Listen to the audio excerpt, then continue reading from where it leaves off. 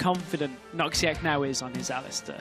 I mean, there have been slip-ups here and there, but generally it's been fine. That isn't the adaptation that's being made, though. So, Corki taken away from Candy Panda. Does that mean we're going to see another Fizz and Victor? So there is changes. Lee Sin is available for Sven if he wants to, as is Elise. The Braum is up as well. We've seen that first picked, actually, in several series in recent weeks. I like this, though. Not only do you now leave Elise and Lee Sin up, Kikis will be happy to play Lee into Elise. It's one of the matchups that he has done better on, and one of the matchups that you can actually do fairly well on in the early game. So that's a nice adaptation. The Braum is available as well, though. A lot of power picks are still up here. So let's see, what do they prioritize? Gangplank available too. Gamers 2. What do they want for their first 2 picks? Elise, Lee Sin, Gangplank, Sivir Thresh, Sivir Orianna. Those are options they've gone for in the past. I mean, they could opt for the Sivir. That would explain the Corki ban. The problem is, I mean, Candy Panda has other champions that they've played around that are beneficial or good into Sivir. They played the Vayne. We saw Candy Panda have a game on it during the regular split. Actually, has played 2 games on it. Yeah. So no Sivir pick this early on, as G2 opt for their mid and their jungle. I like the Lee Sin pick for Kikis. It kind of, it's not only a comfort pick, as I said, but kind of makes Sven think twice about Elise. I don't think it's that bad of a matchup, or even a particularly bad matchup, that Sven won't just go for Elise, but it certainly does make him think twice. Thinking twice. Gamers 2 leave the Gangplank up again. Smitty J in Game 5, in the match that determines if you are in the LCS or not. Will you play the carry that everybody expected you to play? We heard from Analyst Desk, and we've seen it in the series. These teams have had a penchant for team fighting. Over and over and over. Sivir's team fighting value is down this patch. Kallista's banned. Corki's banned. It's not 5.16, so no Skarner. No, we expect not anyway. And for SK Gaming, with the Kallista and the Corki out the table, Candy's just going to go for some fairly safe late game. I mean, Tristana's even good in the laning phase. Yeah, back to closer to games 1 and 2 here for SK Gaming. Didn't work out for them, but the difference here, different support. They've got Braum. They've now got Elise as well. So better early game coming from those two when it comes to the laning phase and getting themselves ahead. So SK, it's similar, but it's different at the same time. I'm wondering what their top lane pick is going to be. Will it be the Shen that we saw in game number 1 for Freddy? Didn't do too badly. It just was the rest of SK weren't playing around the composition effectively enough because Gamers 2 were dragging them across the map. Yeah, unfortunate for SK, but Gamers 2 going to try more of the same. Thresh and Sivir. And look at that. Candy Panda and Noxiac. Their champions are locked in. They're looking to their teammates, wanting to know, what does Fox want to play? There's no Victor. There's no Azir. Lulu is available if they wanted to go for that protect the ADC. There is Gangplank. And it would be now or never for Gamers 2. Now or never to figure out, do they run that Riven once we see SK locking in their final champions? I feel like SK have to pick some strong laners here. Just in the sense that their bottom lane already, when you pick Trist into Sivir, you just assume that Sivir's just going to spell shield the bomb. So it as the actual laning phase, it's not quite as strong as we've seen in previous lanes. This is a massive departure from what we've seen in the last 4 games from SK Gaming. It's snowballing from mid lane with damage and protection coming from Freddy. And, you know, Freddy is no stranger to Kennen. A long, long time ago. Spring 2015 was the most recent Kennen play from Freddy. We've usually seen him in support in other regions around the world. Yeah. And this will limit some of the options that Smitty can run. If he wants to play a tank, he could go that route. But then they've got to win early and not let that Tristana scale. Well, right now, G2 have no way of getting straight through to the backline. And they still don't. You have to now try and run through a Kennen ultimate. The Slicing Maelstrom is going to be a tough one without a flank to get through. All Freddy has to do in these team fights is ult defensively. As soon as someone starts running forward, there is no need to flash engage in with the Kennen in this situation. Now, Smitty J is going to be running Rise into Kennen. He has played it 3 times in summer already, 2 of which were victories. Rise has been sequentially nerfed several patches in a row. We have seen it picked rarely in recent weeks, but it has simply fallen out of favor. And Gamers 2 are fairly heavily committed to, again, a late game team fight AP carry. That is a big risk coming from Gamers 2 right now. It's not a pick that we see often. It will give them great scaling with the Orianna, but they're going to have to rely on the Lee Sin, on the Sivir to carry them through the mid game, to get to the late game where Ryze and Orianna will be unstoppable. We need to find out just how effective Kikis on this Lee Sin is going to be. He's had a few good plays, he's had a few good calls, but the champion Kha'Zix simply did not work in his favor. Now onto the Lee Sin, there is a small time limit on how effective that champion is going to be. For the last time in the first promotion series of the day, hashtag SK win or hashtag G2 win. Who will be the victor? Who will qualify for the 2016 European LCS? Those are the challenges. Gamers 2. They want to unseat a stalwart, a grandfather of the European LCS. SK have taken part in every single split since its inception, and will need to re-qualify once more if they want to keep that trend up. Some big changes, though, in picks and bans for this game.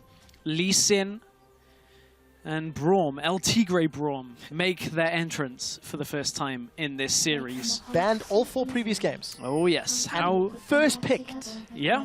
How much will it change? Will it be enough for SK to stay in the LCS? Will the Lee Sin help Kikis bring Gamers 2 into the LCS? Of course, Kikis, a player that was formerly in the LCS on the Unicorns of Love. If he can find his way back this quickly, he left in week 7. If he can get back into the LCS already by Spring Split, that would be a new record. a good start for a player that dropped down to Challenger and got back out. That'll be an interesting one to talk to PTL about. The quickest re-entry for a player. We'll explore that idea maybe later. But for SK, it is a somewhat protect the AD comp. At least there's heavy zoning from the Braum, from the cannon. There's the threat of Fox's Ahri at all times. And another champion that Fox has not played in summer. He tried a Zed ages ago as an assassin. It simply didn't work because the meta was not in his favor. But as another champion we're seeing, also from Freddy, another champion, first time in summer. And Ahri is a champion that finds herself, as we'll touch on this in a sec, G2 are looking to disrupt the Krug start. They do manage to disrupt the jungler for ever so slightly, but seeing that it's the top laner there is going to be the information that they needed here. Yeah, and also neither team with the deep wards. A big departure from all 4 of the previous games, where at least most teams were invading as a group. You're now down to your last line, last chance saloon. And the lane swap was started by SK this time around. Ahri is a champion that we've kind of seen here in Europe a fair amount throughout playoffs. Ryu was playing a lot of Ahri from H2K. Peke from Origin was playing a lot of Ahri. And, you know, there was a lot of back and forth on the discussion of, is Ahri a viable champion in the meta? The answer to that one is, how much pressure do you put mid? Yeah. How much do you gank for the Ahri to get the snowball rolling? Because you get her a kill, you get her 2 kills early on. Absolutely, she's got her place here. So, with the Elise, with the charm that is going to come from Ahri, try and focus out Perks, because Perks has been playing very greedily in the mid lane when it comes to his positioning in the early game. We've seen the flashes, the cleanse, everything burned early on. Sven has the opportunity to get in there. And has done so already this series, so we'll see if we can do it again. We did see JC and Hybrid, they pushed the wave into the SK tower down bottom. Candy, Freddy, Noxiac. They are now in the top lane, replying in kind. I feel like these towers are going to fall relatively shortly after one another. The Tristana will help make up for some of the missed time, or late time rather. May in fact even win. And this is just going to be the same sort of lane swap that we've seen. This time I think Hybrid also took some of that gold. Noxiac has already backed away. Freddy and Candy Panda also share the resources. So let's see. Jesse, Hybrid have recalled. In previous games, they swapped top, and they went to push that tower down. Looks to be the same thing. Hybrid is heading towards the top side. Freddy, this time on the cannon, will be happy to just receive that wave in the middle of his lane. So no real threat on Freddy this early on. Won't be too much threat as there is a big stack in front of him as the duo lane arrives. So that's just going to end up bouncing off the turret in a minute or so. Freddy will be fairly happy with that. He is having to back away though. He does realize that the duo lane is coming, doesn't want to get caught. Yeah, doesn't want to run the risk. Kickers hasn't showed in a little while, despite having a full clear. He did actually go down the bottom lane, very, very briefly before recalling. And now heading up to the top half of his jungle. Mid laners have already recalled. Fox grabbed the second Doran's Ring, Perks picked up, and Chalice of Harmony. A Chalice of Harmony. Jesse and Hybrid now going to get quite a lot of uncontested time on this tower. Siege Minion is going to help out with a bunch of hits, and Candy Panda, Noxiac, they've not been able to push that wave up quickly enough. This is the same opening that led to a very passive game in the last one between these two teams. And we're probably on track for a very similar setup, unless Svenskeren can get himself into the mid lane. Then again, it's against an Orianna with Cleanse, with Flash. It will be difficult to get in there, but looks like it's second time around in this fifth game. Yeah, and the difference this time, though, is that top and mid lane combo from SK, I think will be a lot more effective in the mid game. I think when we hit that 15-20 minute mark, you're not waiting for the Victor to get multiple items. You're not waiting for Gangplank to get Trinity Force and Eye-Edge. Cannon slicing Maelstrom be very effective, even with just a needlessly large rod. So, see what they decide. Freddy and Candy, gonna let these minions all die under tower before they secure their second tower of the game. And there's that aggressive positioning from Perks that we've talked about throughout the series. Perks and Fox have gone toe-to-toe all day long. And it's Perks that's going to be the first recipient of a gank. This one, a little half-hearted and not going to result in much. Kikis was there to counter gank. Fox was low on mana, doesn't have his ultimate available, so the timing wasn't quite right. It was enough to just kind of remind Perks that the threat is looming if he steps forward, but they end up getting nothing from it, to be honest. And Noxiac spends time going mid lane as well. They did, from the movement on the map though, establish some control when it comes to wards. The Wolf Camp as well was taken and smited away, but it's top lane that SK are focusing on. That is a flash, and a flash in return from Noxiac. Yeah, the exhaust is down as well. That's a flash over the wall. Svenskeren is investing heavily. Stun into an easy cocoon, and they'll donate first blood to Candy Panda. At the cost of 2 flashes, but that was just all too easy. Well, it's not going to get much easier for that, and that is one of the reasons why Braum is such a strong pick. All you got to do is connect that Q, and if somebody hasn't got a hard escape built into their kit, it is going to be pretty much curtains from them for stacking up that passive. But Gamers 2 do reply with the Dragon start for themselves. They will be able to get this. Nobody from SK is reacting. SK going to look to just establish control of the top side jungle, clear it out, make sure there's nothing really around for Kikis to take once he's done with that dragon. Wow, big difference in some of those stats there. Average first dragon from Gamers 2 significantly earlier, thanks in large part to that previous game. Obviously first blood, SK more efficient at finding the early kills. But you see a tower defense up top, Smitty J and Hybrid against Candy, Sven and Noxiac. The unbreakable shield comes up, but look at that burst pop. I think it was a buster shot used from Candy Panda as well, so decent damage on that inner turret. Fox is going to connect the charm. Perk's in a little bit of trouble. Holds on to the cleanser. We did see Kikis. He's dealing with that raptor camp, so there is the opportunity to hop over the wall. There was just the SK ping, so they're aware of his position. Yeah, Kikis is fairly low as well. So in this situation, he could go in because of the low mana from Fox, but Fox running Ignite, has his ultimate available, had the mana for it as well. Would have been a little bit dangerous for Kikis to hop the wall and actually go for the gank. Freddy has had a quiet start to this game. He's going to look to all-in Jesse. Kikis is bot lane this time. The Sonic Wave hits. Kikis goes in. The Boomerang Blade is not going to be enough to kill. Summoning heal from Candy Panda keeps Freddy alive. And they get Smitty J's teleport. That is a big, big swing for SK Gaming. Flash was used by Freddy, but as you said, teleport from Smitty J comes into that bottom lane, and SK somehow get Freddy 1-2 out alive. The heal was used from Candy Panda to keep him fine. But as for that teleport not being available, that's now a big advantage for Freddy122. Is going to have teleport advantage. The problem is he's got nowhere to go with it right now. It's going to be another minute or so before top lane starts pushing in towards him, and that could be an area for Kikis to exploit. Hey, I see a deep ward in the jungle. About to spot out Kikis. So a little bit of information for SK. And I'd like to see if some of the itemization is going to change. You'll actually notice that for the first time this series, Svenskeren is going Cinderhulk on his elites. It'll be a bit more of a tanky front line. I like it. You're stacking a lot of magic damage as it is, so go for the tank. Make sure that, you know, everybody else on your team is just dealing enough damage as it is. You will be able to stay healthy, land the cocoon, just end up protecting the Tristana later and later. Yeah. A lot of eggs in the Candy Panda basket, but he's been in the right place at the right time. Freddy, without a flash this time around, will get kicked backwards. On the hunt, I heard thrown down by Jesse, and as the Boomerang Blade, that gets Gamers 2 their first kill. It will also bring the minions up to the inner turret. Kikis and Jesse should be able to take this down, but will it be answered by SK Gaming? SK are grouped on the bottom lane. They've got a ring of vision through the jungle. This tower will fall. It will. SK are pushing up to this tower. Hybrid has been caught. Yeah, and he's going to go down. One more hit will give the stun. It's Candy Panda that gets it with a buster shot. Noxiac gets a stand behind me before falling backwards. We are going to see those overloads being thrown out by Smitty J. But I think this tower's going to fall. It'll be simply too late for Gamers 2 to defend. At this point, SK are actually pulling back from the turret.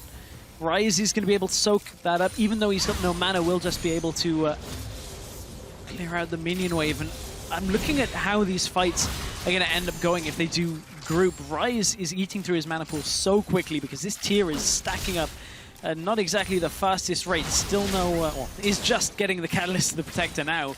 So still working on that core item build.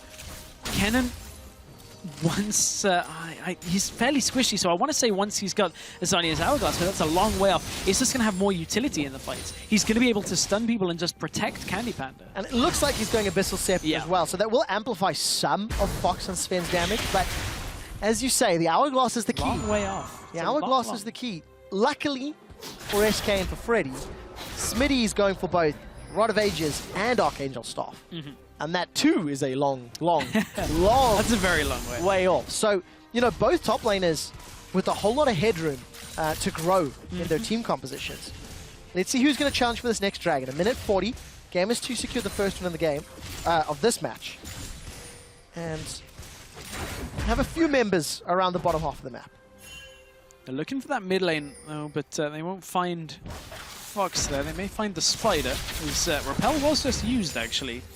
Sven is going to meet Kikis, but I don't think Kikis wants any of this. They haven't brought Perks across. Perks is low on mana himself as well, so we'll be looking to bag. Probably on about 1,500 gold by the feel of it, just from the itemization and the time. And this time around, because of Noxiac being in lane with Candy Panda and roaming less dangerously, so to speak, Noxiac has access to Glacial Fissure.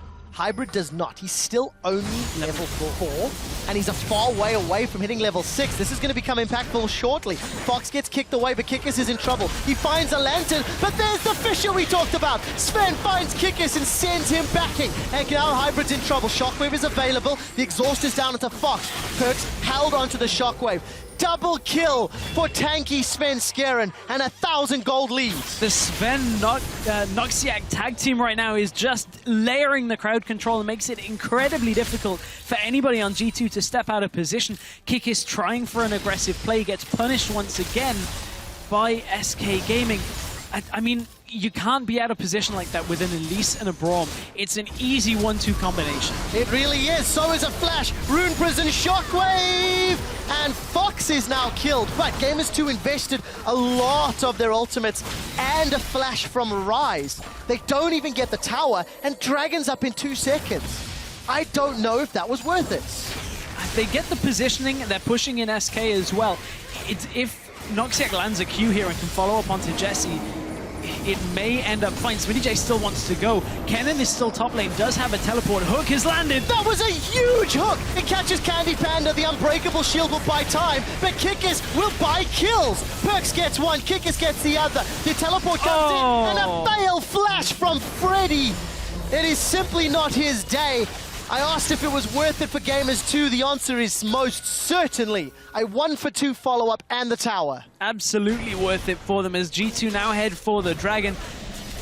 Fail flash by Freddy is just so painful at this situation. He may have just been able to land that stun over the wall after the flash, but man, that's just painful for SK Gaming. They look to be in such a good position, and G2, they get the pick, they get the hook onto SK Gaming, and this is what started it all off. Hybrid lands the hook onto Candy Panda, and Noxiac puts himself in the firing range with the unbreakable shield, but Kikis is in through the side. Kikis is so aggressive in this game, and that's the kind of play, the time that it pays off, is when he can reliably get in there, not when he's just looking for these kind of 50-50 fights.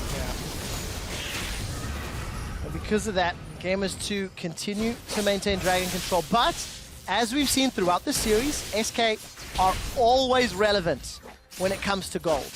Very rarely have SK had a very large gold deficit. Maybe Game 1 is the only exception to that statement. And with a CS advantage in the top lane for Freddy, that's going to help them out. Pretty much even Stevens across the rest of the board. But for Gamers 2, the Dragon game is on. I think I prefer the Rise versus the Mel fight if we're going to go for a 5 Dragon game. Gamers 2 can't afford those risky engages. Yeah, they cannot afford to do it. And I certainly agree with the damage perspective of the Rise. This top lane feels like a Season 3 top lane, I'm going to be honest. The Rise, Ken, and Jace trifecta that we had all the way through Season 3. So certainly is a bit of a blast from the past, but the problem with that is it's very similar to Season 3 in the way that nobody was prioritizing farm onto top laners either. Yeah. So these are some fairly poor top laners when it comes to their economy right now. Engage in the mid lane. Well, let's find out. Charm connects onto Perks, but there's not much damage landing on Gamers 2. It was a good Fisher from Noxiac, but he just stands on the front line. Kikis has found Svenskeren, wants to return the kill from earlier, shuts him down and gets the bonus goal. 2 quick kills for Gamers 2. Oh, this is falling to pieces for SK Gaming right now. They had themselves a great early game once again with this Elise, but G2 have just found the picks in mid lane, and they've been searching for these picks all series long, and SK giving them the picks just again and again. Well, Cinderella's the hook on reverse sweep is getting more and more bleak. Hybrid finds another death sentence. There's a shockwave from Perks. Here comes Freddy, but he's low. He's looking for stuns, and I don't think it's going to be enough. Perks is looking for more. That's a flash play from Hybrid. He wants to get to the LCS. He wants to play on this stage once more. Smitty J goes down, and the tower still stands. Gamers 2 overcommit ever so slightly, but they still come out ahead.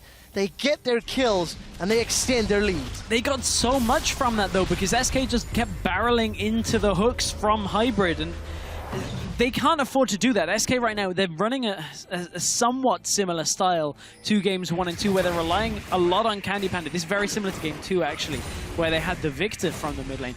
They're relying on these fairly, later game scaling AD carries with the Tristana. They need somehow Fox to just get snowballing, and he's not. He's 0-2-2. Athene's plus a needlessly large rod, and he is not finding the charms. He's not finding the damage at all. And if we look at the gold difference between Fox and Perks, Fox currently has 5,700 gold worth of items and 7,300 for Perks. That is a very, very big difference at 18 minutes. There it is on your screen now. 5.8 to 7.5. Difference of a needlessly large rod. Almost death cap here for Perks. I guess he could go a few options with Blasting Wand and Amplifying Tome. Sven will be able to secure the Raptor camp while Hybrid's cheeky enough with that lantern. He grabs the souls, but for Gamers 2, they've got the lead. They've got the picks. They've got more sweepers than we've seen from some of the other games. Yep. And we'll see if they're going to use it to control vision around the rest of the objectives. Kikis is stalking Candy Panda. As soon as he shows he's got that kick, he's got flash available. However, Nisbeth is here. Noxiac is here. Stuck in Challenger. Close enough. Stuck casting Dig. That was the last 5-game series I cast. JC gets tagged by the Winter's Bite, but it won't matter. And Freddy's up top. So if a fight breaks out, teleport time needs to happen. Wow, they're just going to focus Noxiac through his Unbreakable. Shockwave gets 3. Dragon's Rage gets 3. Gamers 2 find 4 kills. Back to back to back to back. And Freddy says, sorry boys, I'm not even going to teleport for the party. Gamers 2 get the tower, the fight, and they're looking at Inhib. That's the play that is likely the first of the final nails in the coffin for SK Gaming. Just stacking under the turret for the Orianna Shockwave perks. He's played Orianna in so many games this series, takes out all of the damage that SK had to offer. Kennen is only just coming back into the lane, does have his ultimate available, did just teleport down bottom. Noxiac tries to do something, he's 1 versus 4. He's already down. Noxiac not on the same timing as everybody else. Freddy does have flash, but now he's gonna get focused. It's coming apart at the seams. The lightning rush into the slicing maelstrom. There's no hourglass. That's a flash towards Candy Panda. Bought some distance. Hybrid catches him. Now Smitty J's been caught by the cocoon. Follow up from Fox. There's a reset from Candy Panda. Forward, forward, forward. Fox is trying to chase him down. That's a shutdown. One more hit. Hybrid's gonna down. Reset on the rocket jump. Now after Kickis, this entire game has been about punishing overcommits, and Gamers 2 give up 3 kills. Candy's not done. Kick's coming up. Kickis is thinking about it, but he doesn't want it. He knows that Candy Panda has just too much damage right now to be able to reliably take him out. A little bit too much health as well. That is the Dragon going over to SK. Maybe they're not quite dead yet, but this is an incredibly back and forth game when it comes to just messy plays, one after the other. Team fight, team fight, team fight. Just keep team fighting. It's exciting for me. It's nerve-wracking for the players. So this was Freddy arriving after Noxiac had died. Yeah, something about being in a creek without a paddle at this point for Freddy, but does manage to think he gets himself out alive. Another hook from Hybrid picks him off, but G2 overcommit just to try and get Freddy at that point. He'd done his job, just ticking up down the timer before his teammates could join him in the bottom lane. You can see Kickis at this point is just playing with the idea of all-in and Candy Panda. Doesn't end up going for it. Well, I like seeing Kickis picking up the Aegis of the Legion this time around against all of the magic damage that SK are putting forward. I think that's a smart buy. Freddy's also picked up the needlessly large rod, Amp Tome, and Ruby Crystal, so maybe Rylai's second item. We'll see how much gold he has before his next shop. Hybrid going fishing that time around. 12 kills he's been involved in of his team's 14. Jesse, 13 of 14. I mean, just look down the assists. Gamers 2 have grouped and they've used their team fights effectively. We're only 22 minutes in and there's 23 kills on the board. I mean, the assists tell a pretty big story in the way that it's all been about junglers starting all of these plays. 12 out of 14 for G2, but 100% on the side of SK. 9 of 9. For Svenskeren getting himself in the fight. And also just to sort of mirror what the analyst desk was talking about, individual players in SK arguably better than their counterparts on G2. But G2 as a team have shown pretty good plays, pretty good calls across the map. At times, both teams have made some positional errors, which can be the cause of many reasons, but I like seeing this from Gamers 2. 22.5 minutes, baiting around Baron. They've got a 5k gold lead. Trying to force the fight. I mean, Seraph's upgraded and completed for Smitty versus the components of several things for Freddy. Yeah, the time for Rise to get himself into the game is looming. It's about to become the time at which he just throws out so much damage right now. But Smitty J, I'm actually fairly impressed by his growth as a player between regular split, the first round of playoffs, and now, in the sense that, you know, he's playing more tanks. He's playing better when he's playing tanks as well. Specifically when you look at the first 2 games of this series. I think they were actually very, very solid games for Smitty J. As long as he doesn't lose the ability to play carries at the same time. Because if you have a well-rounded top laner, that's one thing that has really benefited some LCS teams. It has. Repel for Sven. One more hook comes out. Sven's going to flash over the wall. Jesse follows suit. He even sidesteps the cocoon. Teleport's coming in from Smitty. Candy is going to be in trouble. He's now hooked by Hybrid. Double kill for Jesse. It took 4, 5, 6 attempts. But playing from the darkness, Gamers 2 managed to make it work. Hybrid finds another one. That'll just buy time. Freddy and Fox What can they do? They're going to try push forward, going to decide to back away. And Gamers 2 at 24 minutes. 9,000 gold lead, Baron up, Dragon up, Towers up. This is now their series to close out. The reverse sweep looks to be swept away from SK right now. They were so close, getting 2 games back. The mental fortitude that we were talking about had been there, resilient, but the execution again for SK, just messy. Stepping forward in front of their tower, stepping into the hooks, not really dewarding areas and getting hooked in by Hybrid has just turned this game in G2's favor. And let's talk about the adaptation this series. Yeah. Braum was banned 4 games leading up to this point.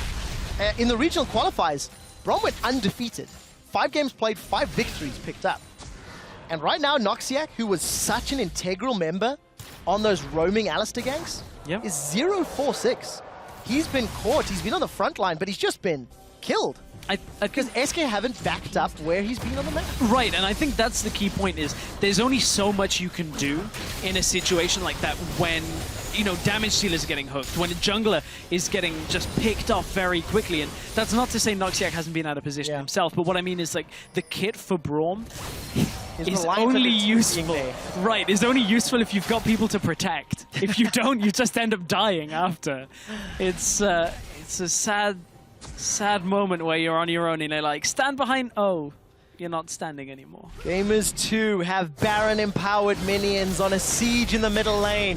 Noxiac's Unbreakables trying to block some of the siege damage. It will time out. Jesse gets 1, 2 auto attacks onto the tower. Death sentence. One of them connected, but it will not be enough. And Gamers 2, they've also pushed down the bottom lane. Smitty J has brought a minion wave up. Look how much work he's put onto that bottom inhibitor turrets. Gamers 2 now playing on multiple lanes, using the Baron buff. Wow, Smitty's going to get this tower in a few seconds' time. Freddy has to respect the damage. Gamers 2, they're going to break open the base on 2 fronts. Mid inhibitor turrets down as well. This series could be 3-2 in favor of Gamers 2. We'll find out if they can. Here comes Kikis. The kick is good. He manages to find Freddy, shuts him down. That slicing maelstrom does nothing. The glacial fish has been used by Noctis, but look at that shockwave into the death sentence. That's they it. Could finish it now. There's Baron-empowered minions. Gamers 2. They lose 2 in a row, and they demolish SK Gaming. Welcome to the League of Legends Championship Series. Gamers 2. We will see you in 2016.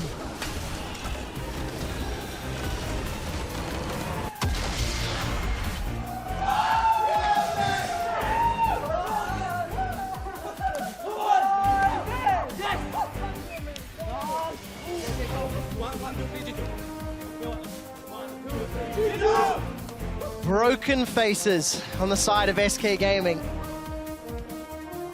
And what elation from Gamers 2. Ocelot, the star that put SK's name on the map. Inner Flame, the former coach of SK Gaming. Jesse, formerly Jez's, the mid laner of SK Gaming. It's good to see some hugs between former teammates. And it's good to welcome some new old blood into the LCS. Some new old blood. I'm trying to wrap my head around that, but it is not only a few new players, a new organization. Yeah. This is the first time we won't have SK Gaming in the LCS. Every split. It's taken 4 attempts, and the 4th time was the charm. And what a way to close the series out. We're 26 minutes into the game. I think somebody owes Hybrid a cookie. Because that game, he had some exceptionally good death sentences. You can see the broken looks on the side of SK Gaming. Fox distraught. Freddy, you know, head in his hands. We heard it earlier in the day. A year of failures from Freddy. And this must be the biggest one yet, unfortunately. The reverse sweep was on the cards, but it was too big an ask. Yeah, it was just too big. And don't even forget that Game 5 started out in SK's favor. Yeah. It was that mid lane sequence where it was get hooked at the mid tower, the outer. Then they take the tower, get hooked at the inner, get shockwaved at the inner tower. Just 3 or 4 different sequences of people getting hooked or ulted just gave the game to Gamers 2. And then bottom lane, big shockwaves just again and again. I mean, it's a little of both in this situation, is that Gamers 2 held on in that game to hold through the early game advantage. SK stepped out of position, and G2 punished it. It's the biggest thing that both of these teams will have to learn going away from this series, is looking at some of those positional errors. Regardless of that fact, it is Gamers 2 that end up 3-2.